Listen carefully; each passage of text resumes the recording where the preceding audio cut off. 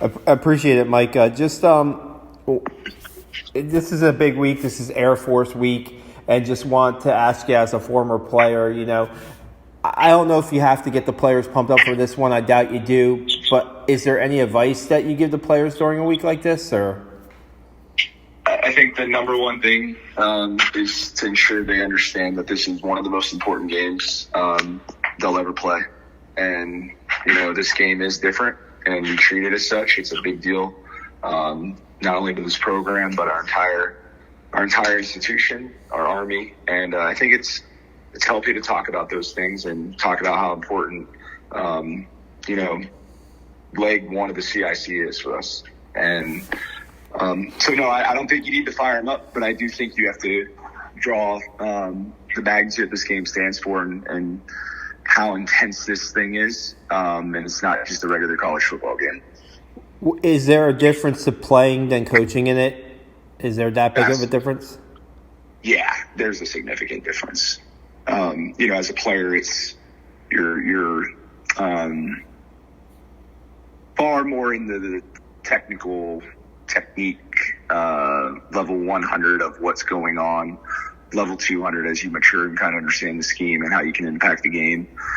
But then certainly as a coach, none of the stuff that helps you as a player necessarily helps you as a coach. Maybe perspective helps a lot, just with setting the conditions. But I think as a coach, you're there to solve problems. You're there to analyze and prepare and teach, and develop game plans and all the things that go into winning, and the structure. So I think it helps, but it's apples and oranges, to be honest with you. Gotcha. Army 7-0 going into this game. If you ask anybody, the offensive line is a big reason on that side of the ball why the team has had success. As a coach of that position, what have you seen from your guys as the season progresses and as they enter this game against Air Force? What I like, what I see out of our guys is consistency. I see a lot of stoic principles of systematic. They can replicate what we're asking them to do, practice in, practice out, meeting in, meeting out, walk through in, walk through out, and then into games. So that's one of the, I think, part of their, one of their capes is that consistent fundamental behavior that can replicate on a lot of different levels, on a lot of different games. And then I think we have a phenomenal, set of backs and skilled guys that place a lot of stress on the defense, and allows us to, just take care of the box. And I think a lot of guys are maximizing runs and production, and it's that continuum of just synergy. Guys block harder because a big run happens. Guys feel the momentum of, maybe a good surge in the line, or guys making an impact block and they're making a better run, and it just feeds off one another. So I just think that goes in tandem. And I just think our guys have a lot of belief in each other and the guys around them. And that's been positive to see. A guy who I watched a little bit is Paolo Generali. He's a first-year starter. He's a sophomore, but he's playing like a guy who's been out there for a long time. Can you tell me what you've seen in him this season? Yeah, Paolo Generali, it starts in the years leading up to this, Paolo Generali being a standout at the prep school. And one of the things to me, going back to just the earlier question, is what our strength and conditioning coaches do. We are in complete alignment. Coach Nichols down at the prep school also coaches the O-line.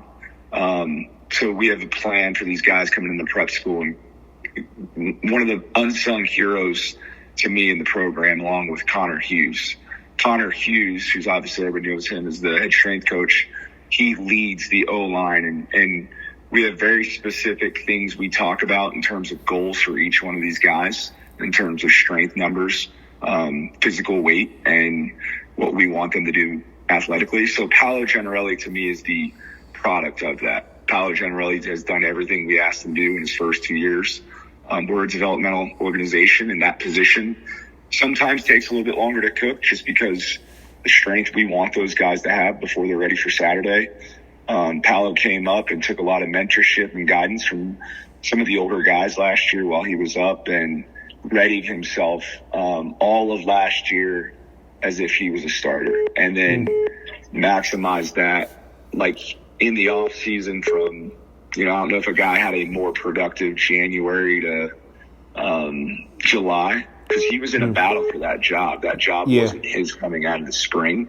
And, he really came into the summer, and I think he attacked the whole year. So, long answer, short on him is just he's a product of our organization and exactly how we wanted a guy to develop, and he's seeing some of that fruit, and it's not a surprise, I think, to some of us, but he's definitely made a huge impact and maximized his first 7 games. No doubt. Just wanted to talk to you about Bryson Daly to end this. Bryson was a guy who, from what I'm told, you recruited and visited Abernathy, Texas. I just wanted to know what at the beginning, because from what talking to his dad thought it was maybe by word of mouth from another Army player how you guys discovered him. How did you find out about Bryson Daly and start recruiting him? Yeah, so I've West Texas, and he reminded me of Cade Barnard. Cade Barnard was from Seminole, Texas, which is right on the New Mexico, West Texas border. Abernathy is, a little ways away. But I really have an affinity for how West Texas football is played, the toughness and just the grit of the communities out there, and the belief they have in football and the establishment of just discipline, work ethic. And those things translate really well here. Then you add, you watch Bryson get to start the recruiting process.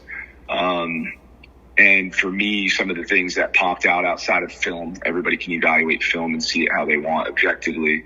But some of the soft skills, the subjective stuff, he's a coach's kid. His grandfather was a coach. His mom was a coach. His sisters are coaches. Multi-sport athlete.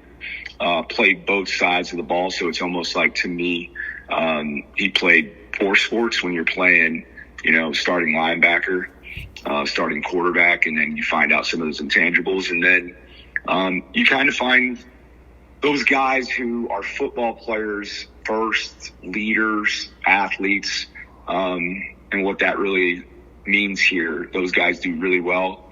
If you probably look at the line of success of guys with some of those just fundamental behaviors that you can't really train into a guy. They either kind of have that background or they don't. Yeah. Or see the game that way. So those were things. It was more comparatively, and Coach Daly is still, he coached at that time for over 30 years, and sitting down with him and really getting an idea of, you get a better idea of who Bryson is, and you meet Bryson, and he checked every single block for us, and just a great fit. Yeah, he told me earlier in an interview that if you guys were recruiting him as a quarterback first, but if it didn't work out, maybe linebacker would be a fit for him. Is that what you saw in him? Maybe if for some reason, if he wasn't going to be a quarterback at West Point, maybe he could play that linebacker position? Absolutely. He was approved by both sides of the ball as a linebacker and as a quarterback. So he had that option. Obviously, if you have a guy who can do it at quarterback, leadership qualities.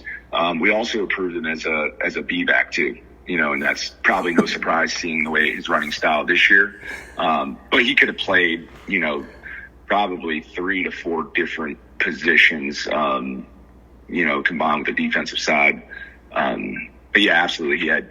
He was recruited as both, and we kind of kept it open because you just don't know. Like, we've had guys, you've seen it, guys come in and develop in just extraordinary ways, and you don't want to close the door on what that might be their best spot on the roster when it's all said and done. Has just happened to be quarterback. Sure. Hey, Mike, I really appreciate the time. Thanks so much, and good luck on Saturday against Air Force. Yeah, you got it, Sal. Thanks so much for your time.